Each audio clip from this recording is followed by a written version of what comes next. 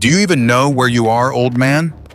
The voice was sharp, honed by discipline, and steeped in an arrogance that only youth and proven lethality could forge. Lieutenant Miller, a Navy SEAL whose physique seemed carved from granite, stood with his arms crossed, his shadow falling over the stooped figure before him. The man, Dennis Whitaker, looked every bit of his 83 years. He wore simple khaki pants, a worn blue polo shirt, and a faded baseball cap that did little to shield his weathered face from the relentless Coronado sun. He stood on the edge of the grinder, the sacred asphalt courtyard where SEALs are forged in pain and perseverance. Dennis's pale blue eyes remained fixed on the obstacle course stretching into the distance, his mind drifting through corridors of memory that led back half a century. The lieutenant's question hung in the air, unanswered, and Miller could feel his jaw tightening with each passing second of silence. To him, this wasn't respect or contemplation. It was defiance, plain and simple. A younger petty officer stepped up beside Miller, mirroring his commanding stance, creating a wall of muscle and authority that would intimidate most civilians. The grinder, that hallowed ground where America's most elite warriors earned their tridents, was no place for unauthorized wandering, especially not by someone who looked like he'd gotten lost on his way to a retirement home barbecue. "This is a restricted area," Miller pressed, his voice dropping into that dangerous register that made junior sailors snap to attention. "This isn't a museum or some tourist attraction where you can stroll through reliving whatever glory days you think you had. This is a training ground for the most elite warfighters on the planet, not a VFW hall where old men come to tell the same tired stories over cheap beer." Finally, Dennis turned his head with the deliberate slowness of advanced age, his gaze traveling from the distant horizon to meet the lieutenant's face. There was no anger burning in those weathered eyes, no fear or indignation at the disrespect, only a profound, almost unsettling calmness that seemed to come from some deep well Miller couldn't fathom. "I have permission," Dennis said, his voice quiet and raspy with the weight of 8 decades, but steady as bedrock. The simplicity of the statement, delivered without explanation or justification, only inflamed Miller's irritation further. "Permission from who?" Miller shot back with a short, incredulous laugh that held no humor. "The ghost of Chesty Puller?" He gestured dismissively at Dennis's civilian clothes, at the worn fabric and faded colors that marked him as distinctly out of place among the crisp uniforms surrounding them. "Look at you. You walk onto the Naval Amphibious Base like you own the place, wander straight into the heart of the Naval Special Warfare Center, and think a simple 'I have permission' is going to cut it. I need to see your authorization, your identification. Need to see it right now." Dennis moved with the careful deliberation that age demands, reaching into his back pocket to retrieve a worn leather wallet that had clearly been his companion for decades. The creases in the leather held memories of places Miller had only encountered in history books and training lectures. From within its folds, Dennis produced an old laminated identification card, the plastic yellowed and cracked at the edges, the photos showing a ghost of a much younger man who possessed those same clear, penetrating eyes. Miller snatched the card from Dennis's weathered hand, barely glancing at it before a smirk twisted his lips. "Dennis Whitaker," he read aloud, his tone dripping with contempt. "This thing expired before I was even born, old man." He flipped it over, examining both sides with theatrical thoroughness. No rank, no unit affiliation, just some contractor identification from the 70s. "This is completely worthless." With a flick of his wrist, Miller sent the card fluttering toward Dennis's chest. It tumbled through the airs and landed on the hot asphalt at his feet. Dennis bent down with a soft grunt of effort, his joints protesting the movement, to retrieve his identification. As he did, his other hand emerged from his pocket, and Miller's eyes immediately locked onto the small, metallic object clutched in the old man's palm. "What's in your hand?" Miller demanded, his voice shifting into full command tone, the kind that expected instant obedience. Dennis slowly opened his palm, revealing a single worn silver dollar resting in the center, its edges smoothed by countless years of handling, a deep gouge scarring the face of Lady Liberty. The younger SEAL beside Miller let out a chuckle. "What's that, your good luck charm, Gramps?" But Miller wasn't amused anymore. His professional paranoia, that ever-present suspicion drilled into every special operator, bubbled to the surface. To him, this entire situation screamed security breach. An unknown, unauthorized civilian had penetrated deep into the most sensitive area of the base, was acting strangely, refusing to leave, and the fact that he was elderly and frail meant absolutely nothing. Rules were rules, and the sanctity of this ground had to be protected at all cost. "I think you and I are going to take a walk to base security," Miller announced, his tone leaving absolutely no room for negotiation or debate. "This little unauthorized field trip of yours ends right now, old-timer." He took a deliberate step forward, his intention clear. He would place a firm hand on this confused old man's arm and escort him off the grinder, off the base, and hopefully into the custody of someone who could figure out where he'd wandered from. A crowd had begun to form around the confrontation, growing larger with each passing minute. A platoon of exhausted Buds candidates on their water break watched from a safe distance, their faces displaying that peculiar mixture of curiosity and intimidation that came from witnessing a SEAL officer assert his authority. Several instructors, those grizzled veterans whose expressions rarely betrayed emotion, had paused their duties to observe the scene unfolding before them. The public nature of the confrontation seemed to feed Miller's need to demonstrate his command, to show everyone watching that he was the guardian of this sacred space, and no confused civilian would defile it on his watch. "Sir, that's not necessary," Dennis said, his voice maintaining that same unnervingly calm quality that seemed to slide right off Miller's anger without making a dent. "I'm just here to pay my respects to those who didn't make it home." "Respects to who?" Miller shot back, his voice rising with frustration. "The monkey bars? The obstacle course? This isn't Arlington National Cemetery, old man. It's an active military installation." He pointed a rigid finger toward the distant main gate. "You are leaving this facility right now, and you're doing it either on your own 2 feet or in the back of a security vehicle wearing handcuffs. That choice is entirely yours, but the time for polite conversation is over." Dennis's gaze drifted past the aggressive young lieutenant, past the growing crowd of onlookers, back toward the grinder where countless warriors had suffered and bled to earn their place in history. His weathered hand tightened imperceptibly around the silver dollar in his pocket, the cool metal serving as a familiar anchor in the swirling chaos of the present moment. The lieutenant's sharp, arrogant voice began to fade into a dull, distant drone, replaced gradually by the unmistakable hiss of tropical rain and the sucking sound of combat boots in thick mud. The air around him grew thick and humid, heavy with the acrid taste of gunpowder and the metallic smell of fear. It was the Mekong Delta, and the year was 1968. He wasn't 83 years old anymore. He was 24, lean and hard as nails, crouched in a flooded foxhole beside a terrified kid from Ohio everyone called Bobby. Rain plastered their hair flat against their foreheads, running in rivulets down their faces. A vicious firefight raged all around them, the jungle erupting in violent flashes of green tracers and orange muzzle flashes that turned night into a strobe-lit nightmare. Bobby, barely 19 years old with a baby face that still showed traces of teenage acne, was trying desperately not to let his teeth chatter from a combination of cold water and raw fear. His hands shook as he pressed something cold and heavy into Dennis's palm. It was a silver dollar, worn smooth even then. "My old man gave this to me before I shipped out," Bobby shouted over the deafening roar of automatic weapons fire and exploding grenades. "Said it was for luck, that it kept him alive in Korea.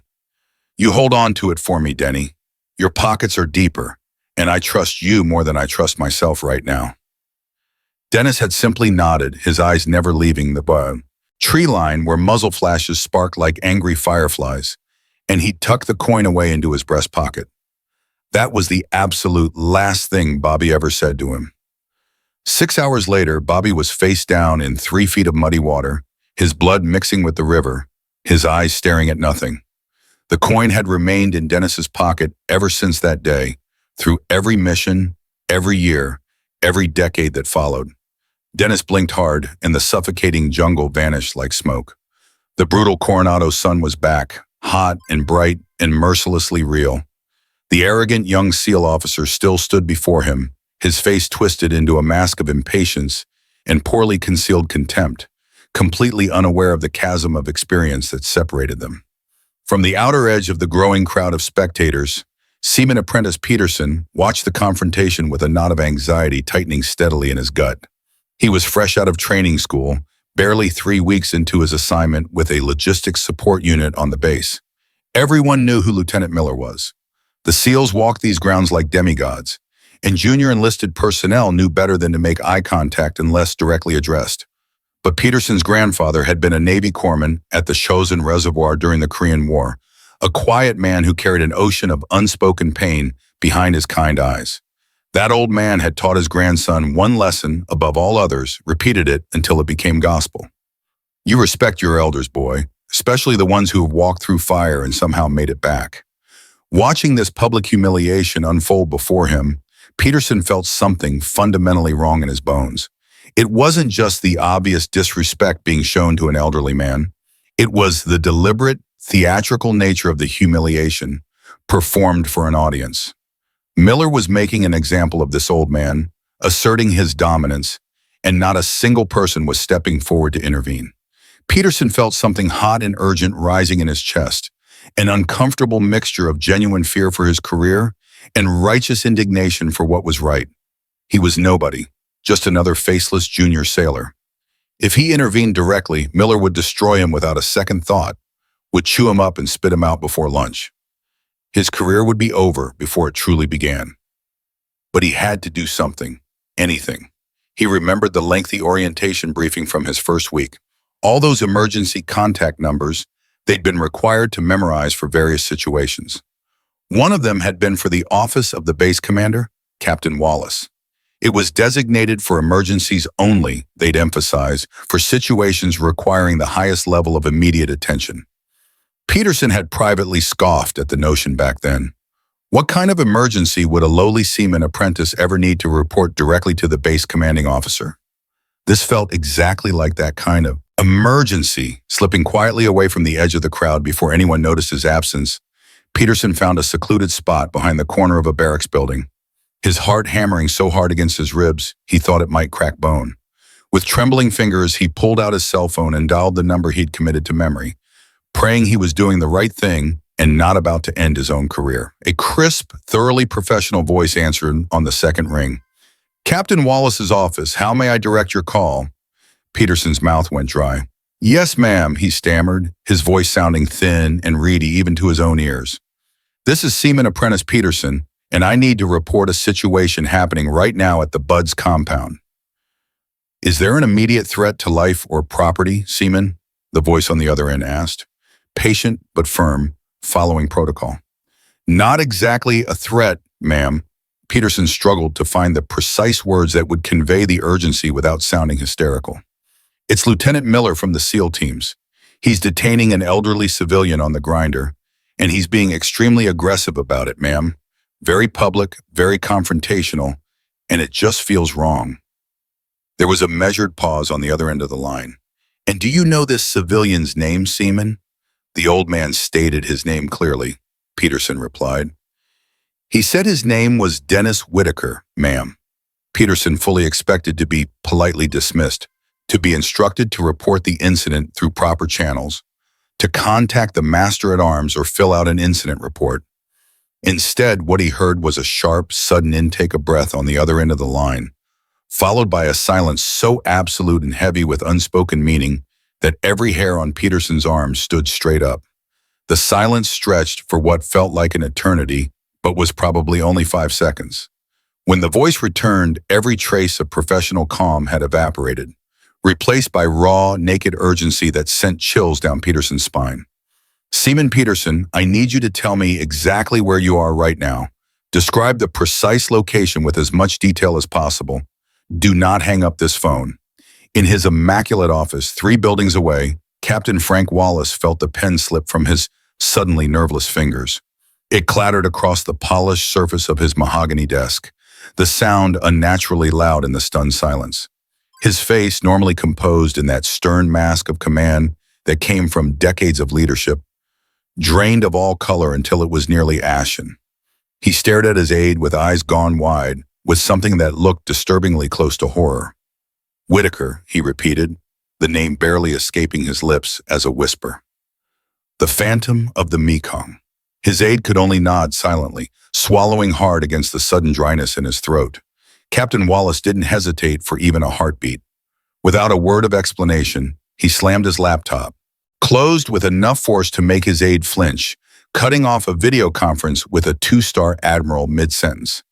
"Get me the command, Master Chief, right now," Wallace barked, his voice a low growl that seemed to vibrate with suddenly unleashed energy.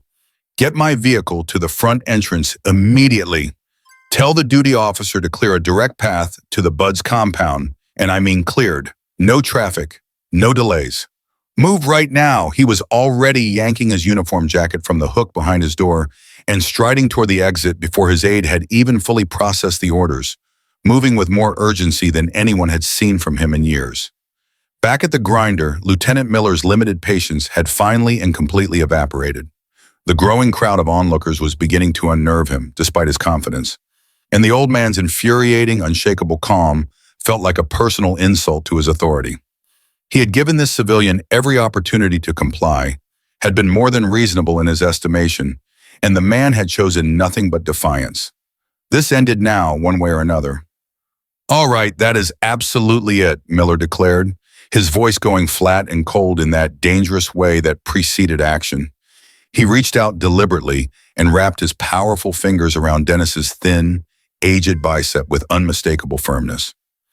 "You've just earned yourself a mandatory appointment with the base psychologist, old-timer. Maybe they can figure out what's actually wrong with you and why you can't follow simple instructions." The physical contact was the final unforgivable line crossed. Verbal abuse was one thing, arrogance and dismissiveness were another, but to actually lay hands on the elderly man, to threaten him with forced psychological evaluation, to treat him not merely as a trespasser, but as someone mentally incompetent, that transcended all boundaries of decency. Dennis didn't flinch away in her attempt to resist the grip.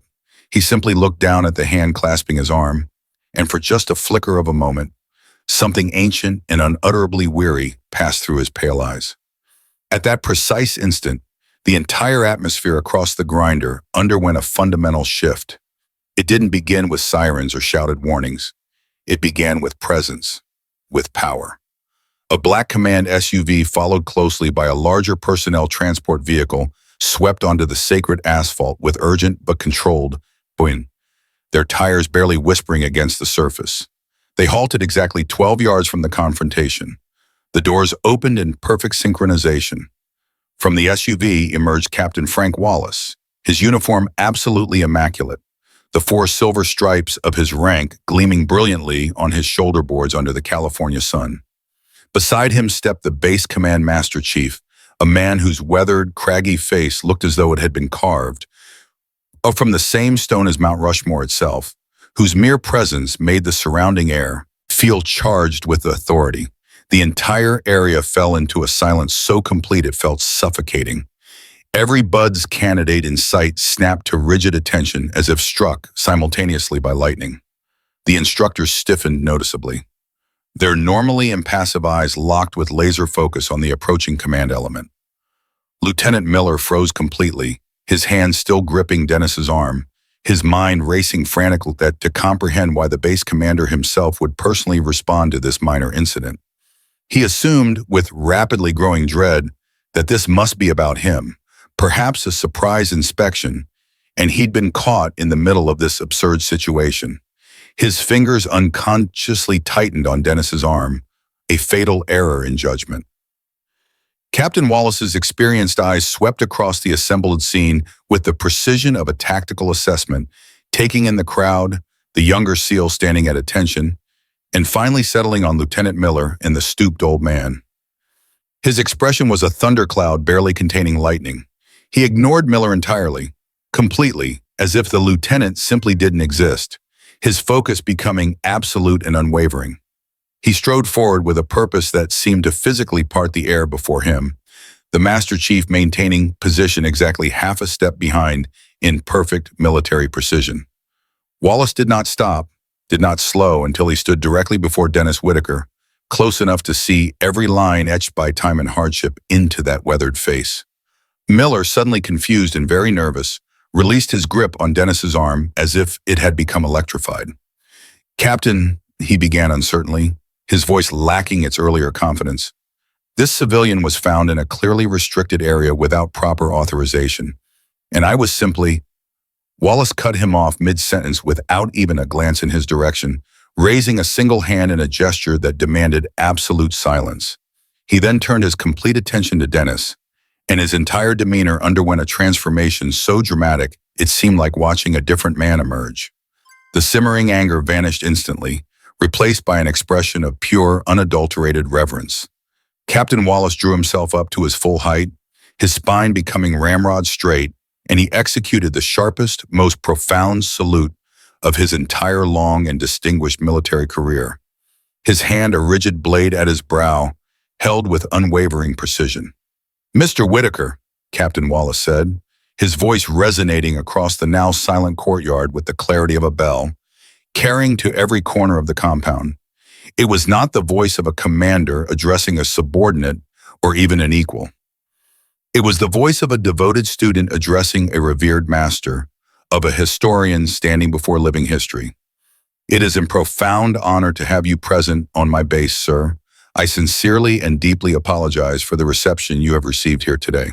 A collective gasp rippled through the crowd like a physical wave. Lieutenant Miller stood frozen in place, staring with his mouth hanging slightly open, his brain absolutely refusing to process the impossible scene unfolding before his eyes. The base commander, a decorated Navy captain with decades of service, was rendering a salute to this decrepit old man in civilian clothes, addressing him with the honorific "Sir" reserved for officers. Nothing in Miller's experience, nothing in his training, nothing in his understanding of military protocol could explain what he was witnessing. Wallace held that perfect salute for a long, meaningful moment before finally, slowly dropping his hand. He then executed a precise turn to face the assembled sailors and SEALs, his eyes blazing with an inner fire that made even the most hardened warriors present feel physically smaller. "Do any of you know who this man is?" Wallace's voice boomed across the compound. Not really a question, but an indictment of their collective ignorance. He didn't pause for any response. "This is Dennis Whitaker. You candidates," he gestured with a sweep of his arm toward the stunned, Bud-ES recruits still frozen at attention. "You run on this sacred grinder every day. You bleed on this hallowed asphalt. You push your bodies to what you believe is the absolute limit of human endurance, trying desperately to live up to a legacy that was built by giants.